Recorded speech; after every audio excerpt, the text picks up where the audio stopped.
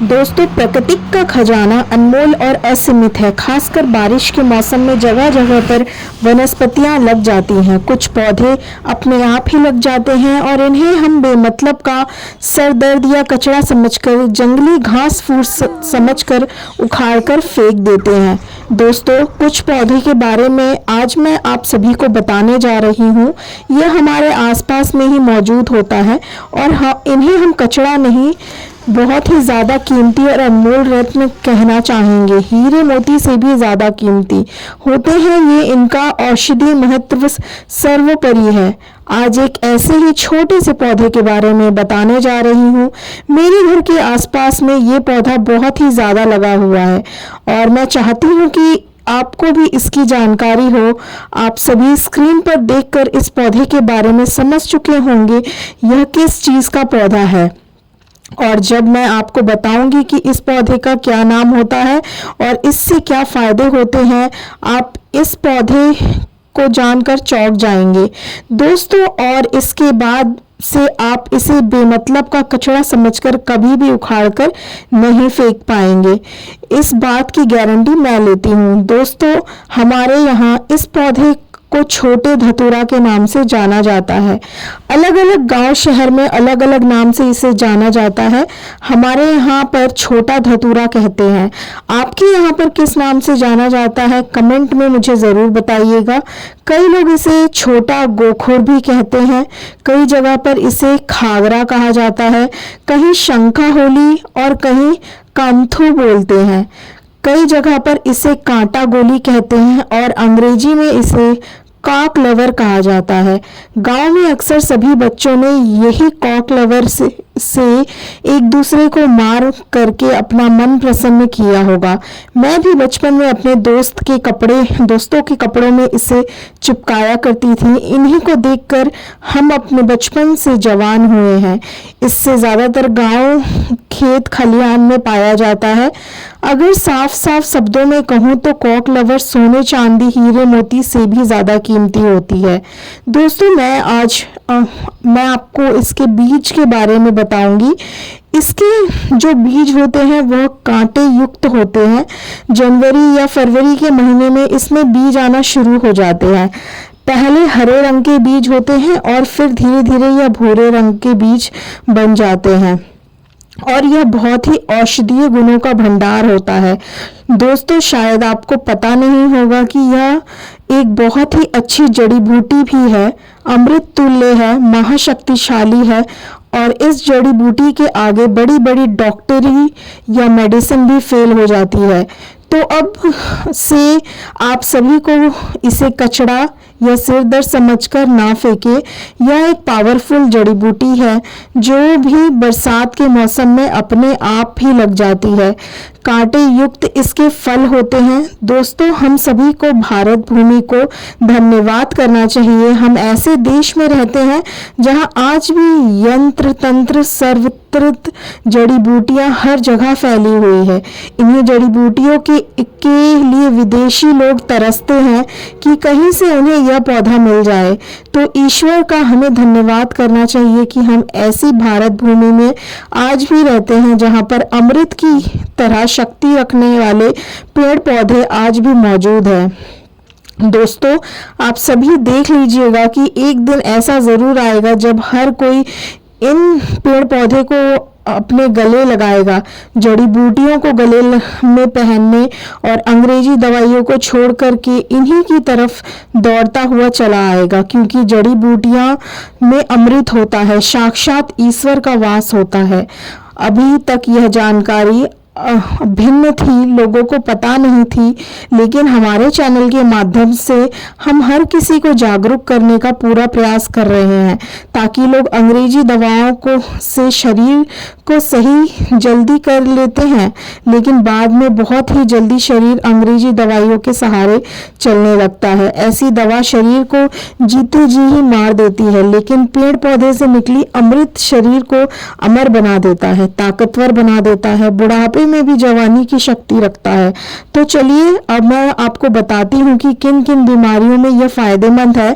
देखिए, इसकी जो पत्तियां होती हैं उन्हें पीस करके अगर इनका रस निकाल करके अपने बालों में लगाया जाए तो आपके बालों का गंजापन दूर हो जाता है, नए बाल उगना शुरू हो जाते हैं। बालों के लिए यह एक अमृत का काम करता है दोस्तों। इसे कोई भी लगाता नहीं है, बल्कि यह आसानी से सड़कों के किनारे या खाली स्थान पर अपने आप ही उग जाते हैं।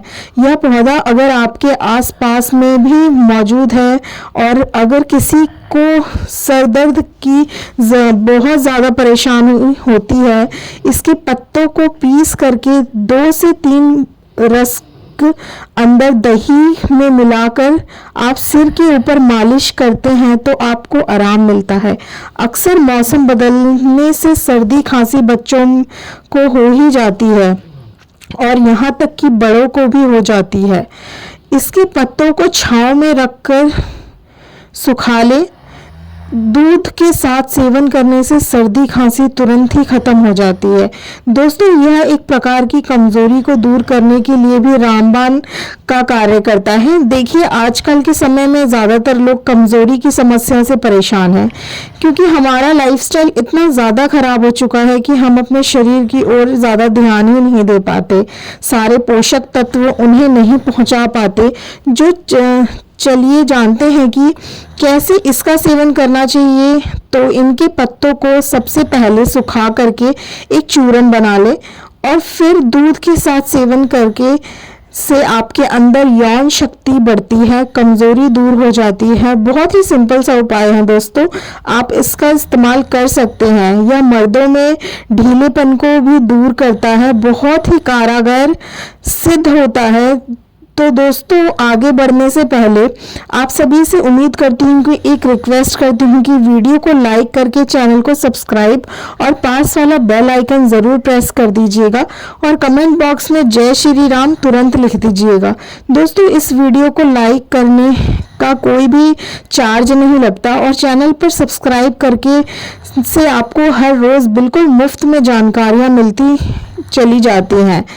और अब मैं आप सभी को इस पौधे का एक और चमत्कारी उपाय बताती हूँ। चर्म रोग पर इसका रस लगाने से धीरे धीरे चर्म रोग बिल्कुल ही समाप्त हो जाता है, ठीक हो जाता है दोस्तों। अक्सर फोड़े फुंसी बच्चों को लग ही जाते हैं या फिर घाव हो जाते हैं, तो उसमें भी इसकी पत्तियों का पेस्ट लगाए थोड़ी ही देर में फुंसी ठीक हो जाती है। चेचक के जो दाग होते हैं उनमें भी यदि इन पत्तियों का रस लगाया जाए तो दाग धब्बे बिल्कुल ही दूर हो जाते हैं, घाव ठीक हो जाते हैं। ऐसा कहा जाता है कि नासूर तक इस रोग से ठीक हो जाता है। तेल कैसे बनाना है, चलिए अब मैं ये बताती हूँ कि बालों के लिए तेल कैसे बनाया जाए। इसका तो आप किसी भी प्रकार का जो भी तेल इस्तेमाल करते हैं, जो भी तेल इस्तेमाल करते हैं उसमें आप इसके रस को मिला लें और फिर इस अपने बालों पर अप्लाई करके आप जो भी तेल का इस्तेमाल करते हो, चाहे नारियल तेल हो चाहे सरसों तेल हो, सबसे पहले छोटे गोखुर की कुछ पत्तियां लें और इस तेल में डाल करके तेल को गर्म कर ले, उबाल ले और उसे छान करके हर रोज़ अपने सिर के स्कैल्प पे मालिश करें। ऐसा करने से आपके सिर में कभी भी सफ़ेद बाल की समस्या नहीं होगी,